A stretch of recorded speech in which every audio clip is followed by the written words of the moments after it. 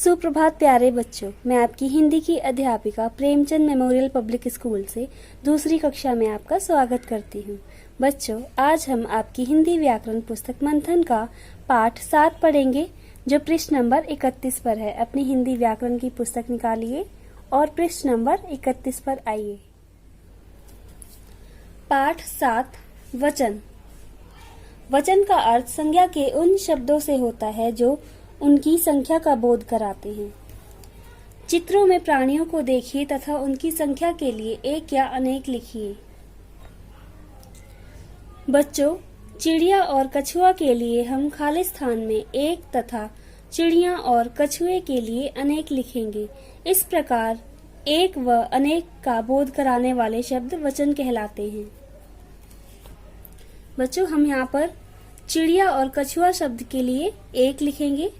चिड़िया एक है, इसलिए हम यहाँ पर एक लिखेंगे, और चिड़िया अनेक हैं तो हम यहाँ पर अनेक लिखेंगे। ये एक से ज्यादा हैं। ओके। अब कछुआ एक है तो हम यहाँ पर एक लिखेंगे, और कछुए अनेक हैं तो यहाँ पर हम अनेक लिखेंगे। यहाँ एक और अनेक से पता चलता है कि चिड़िया एक वचन है और चिड़िया बहुवचन है। ओके। अर्थात एक या अनेक संख्या का बोध कराने वाले शब्द वचन कहलाते हैं। परिभाषा। जिन शब्दों द्वारा वस्तुओं या व्यक्तियों की संख्या का बोध होता है उन्हें वचन कहते हैं। हिंदी में वचन 2 प्रकार के होते हैं। पहला एक वचन, दूसरा बहुवचन। पहला एक वचन, जिस शब्द से एक वस्तु या प्राणी का बोध होता है उसे एक वचन कहते हैं, जैसे लड़का, तोता, पुस्तक आदि। बच्चों, जिन शब्दों द्वारा व्यक्ति या वस्तु की संख्या का बोध होता है, उनकी संख्या का पता चलता है, वे वचन कहलाते हैं। हिंदी में वचन 2 प्रकार के होते हैं। पहला एक वचन, दूसरा बहुवचन। एक वचन में एक संख्या होती है, बहुवचन में एक से अधिक संख्या होती है। एक वचन, जिस शब्द से एक वस्तु या प्राणी का बोध होता है, किसी वस्तु या प्राणी के एक होने का पता चलता है, उसे एक वचन कहते हैं, जिनसे पता चलता है कि वे संख्या में एक हैं। ओके। जैसे लड़का, तोता, पुस्तक, पेंसिल, कॉपी, रबड़ आदि।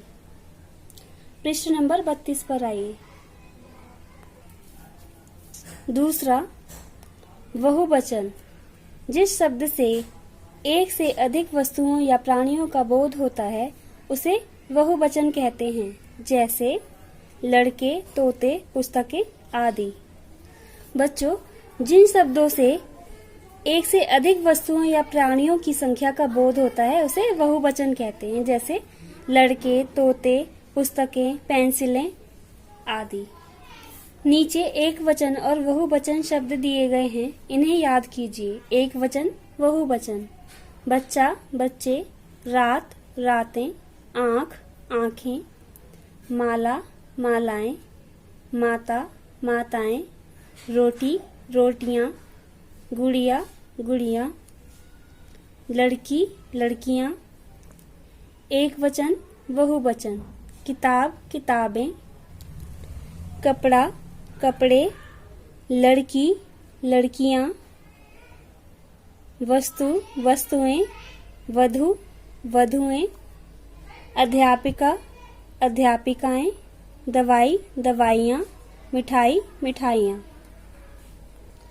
बच्चों, ये कुछ एक वचन तथा बहुवचन शब्द थे जिनसे किसी वस्तु या प्राणियों के संख्या में एक होने का बोध होता है। ये हैं एक वचन शब्द, और इनसे वस्तु और प्राणियों की संख्या में एक से अधिक होने का बोध होता है। ये बहुवचन शब्द हैं। ओके। ध्यान दीजिए, कुछ शब्दों का प्रयोग हमेशा एक वचन के रूप में ही प्रयोग होता है, जैसे पानी, भीड़, जनता आदि। जैसे पानी बरस रहा है, भीड़ बेकाबू हो गई। बच्चों, कुछ शब्दों का प्रयोग हमेशा एक वचन के रूप में ही होता है, जैसे पानी, भीड़। यहाँ आप उदाहरण में देख सकते हैं, पानी बरस रहा है। ओके।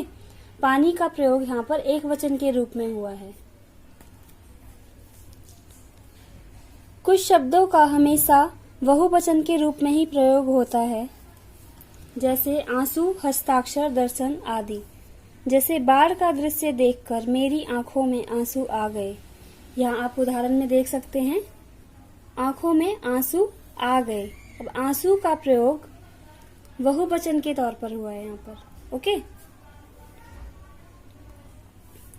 आदर देने के लिए हमेशा बहुवचन का प्रयोग करते हैं, जैसे दादाजी बैठे हुए हैं, पंडित जी आ गए। यहाँ आप उदाहरण में देख सकते हैं, दादाजी एक व्यक्ति हैं, परंतु आदर देने के लिए उनको हमने बहुवचन के रूप में लिखा है, दादाजी बैठे हुए हैं। ओके। पंडित जी आ गए। अब पंडित जी भी एक व्यक्ति हैं, परंतु आदर के लिए हमने यहाँ पर बहुवचन के रूप में इस शब्द को प्रयोग किया है। ओके। कई बार वचन से संज्ञा और क्रिया का रूप बदल जाता है, जैसे घोड़ा दौड़ रहा है, घोड़े दौड़ रहे हैं। कई बार वचन का रूप बदलने से क्रिया और संज्ञा का रूप भी बदल जाता है, जैसे हम यहाँ देख सकते हैं, घोड़ा दौड़ रहा है, घोड़े दौड़ रहे हैं।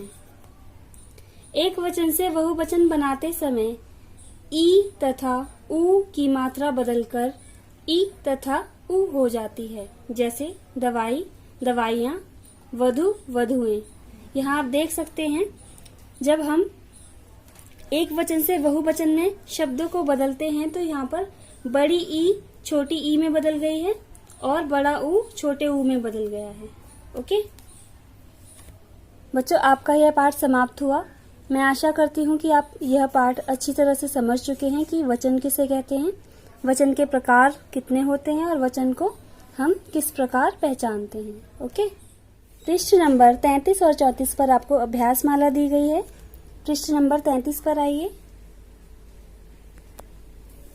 बच्चों, आप इस पाठ को एक बार और पढ़ेंगे, उसके पश्चात पृष्ठ नंबर 33 और 34 पर दी गई अभ्यास माला को अपनी पुस्तक में करने का अभ्यास करेंगे। यदि आपको इस पाठ से संबंधित कोई प्रश्न पूछना है तो आप बेझिझक पूछ सकते हैं। धन्यवाद।